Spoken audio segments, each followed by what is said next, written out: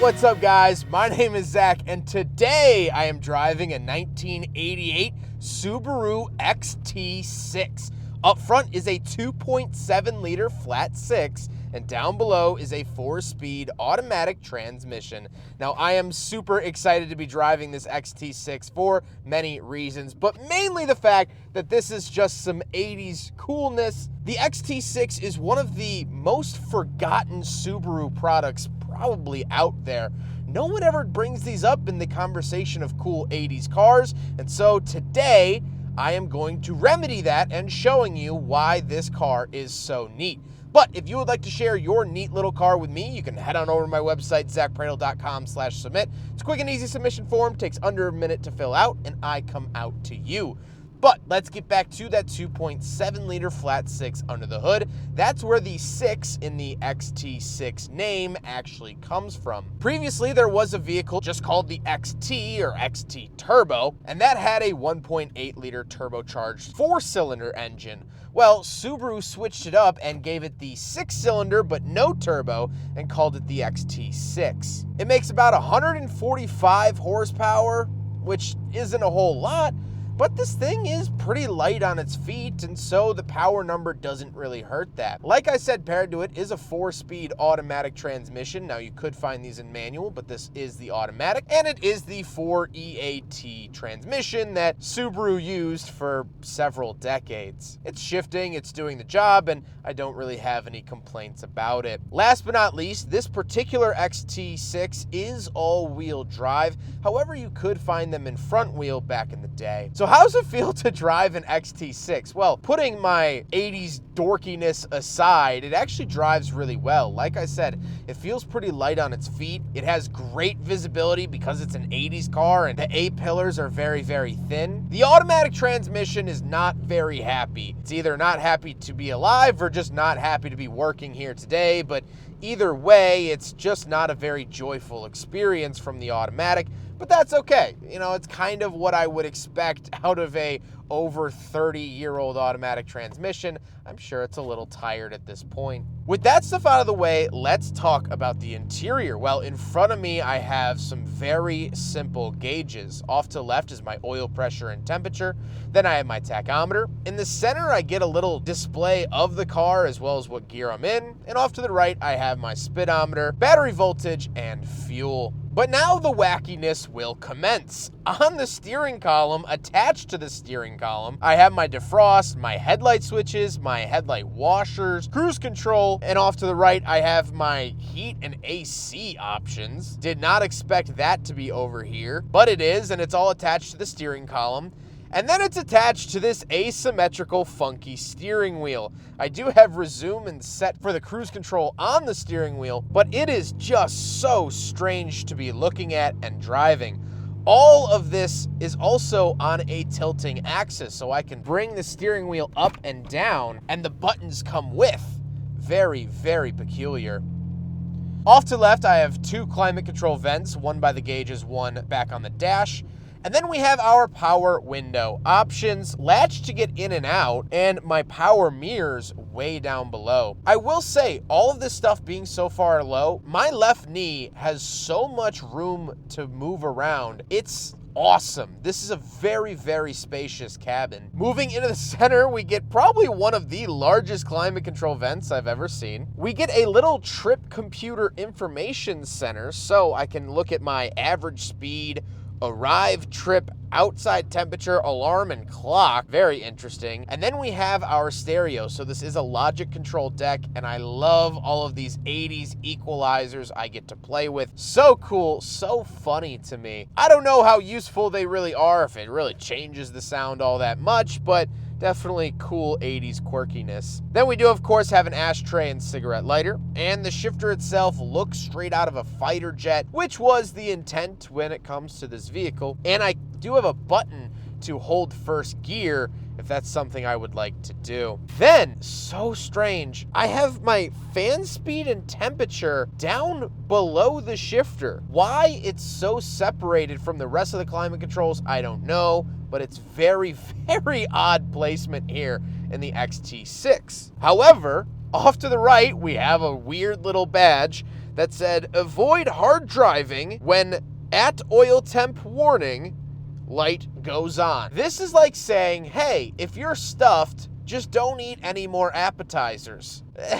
Why right here of all places too? If my oil temp light comes on, I'm not looking at my handbrake to figure out what to do. Just weird decisions. Speaking of which, I do have my handbrake, some coin holders, and my fog lights, and then I get a tiny center console, meaning I don't get any cup holders here in the XT6, so by default, it fails the big friggin' bottle test.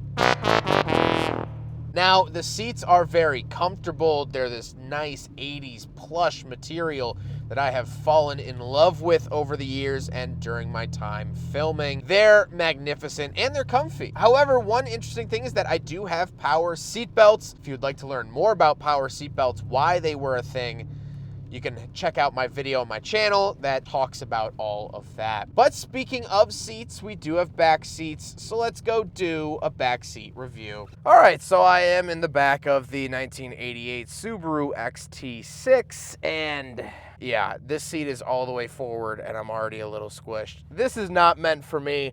This is not meant for big humans, but little kids, smaller adults, they're gonna fit back here fine, and it's gonna be fun riding 4 deep in an XT6. I mean, that's like a cool start to an 80s movie, I feel like. Definitely very cool. I only have lap belts back here, which I feel like 1988 is kind of late to only have lap belts. Oh well, I'm not gonna judge. Let's hop out, we'll take a quick look at the trunk and cargo space, and then we'll talk about the looks. All right, we're on the back of the Subaru XT6 from 1988. Little keyhole there, pop it up. And of course, this is a show vehicle, so there's a bunch of show stuff in it, but super, super nice trunk space. It's actually pretty big, a lot bigger than I expected.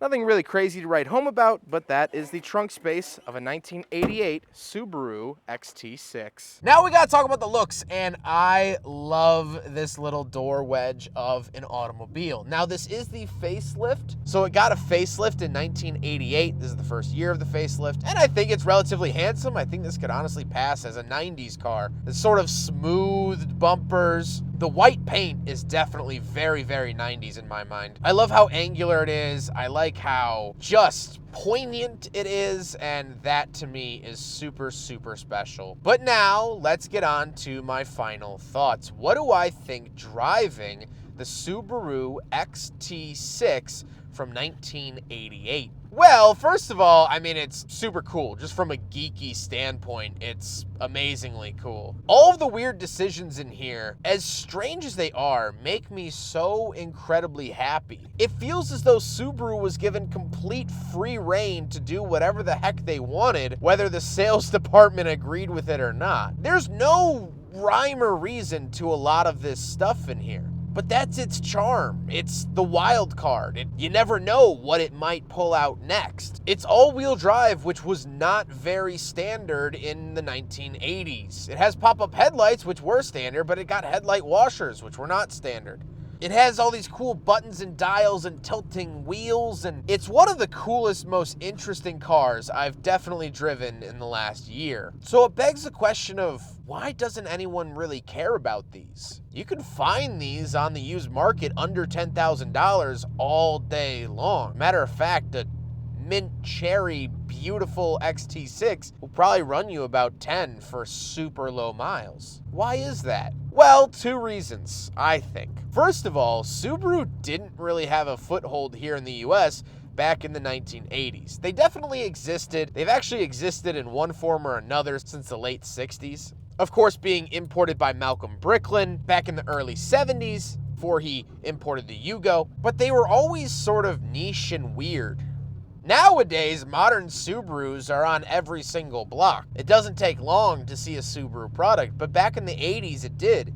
These were weird cars you had to seek out, and they didn't really have the dealer network like they do today. These were mostly West Coast vehicles. So I think that hurt them a little bit in terms of sales. But also, people get nervous about the flat 6. This was Subaru's first vehicle to have a 6-cylinder engine. Before that, they had only ever used 4 cylinders or sometimes even 2-stroke engines. this isn't particularly a family automobile. Yeah, it has back seats, and yeah, you can put your family in it, but it wasn't oriented towards families. This isn't really going to be something that a father of 4 would seek out. So it didn't really have that market hold. So at the end of the day, the XT6 didn't sell well in the 80s and has now drifted off into obscurity, something that people don't even really notice or know much about anymore. And I can tell you in brutal honesty that that is a shame.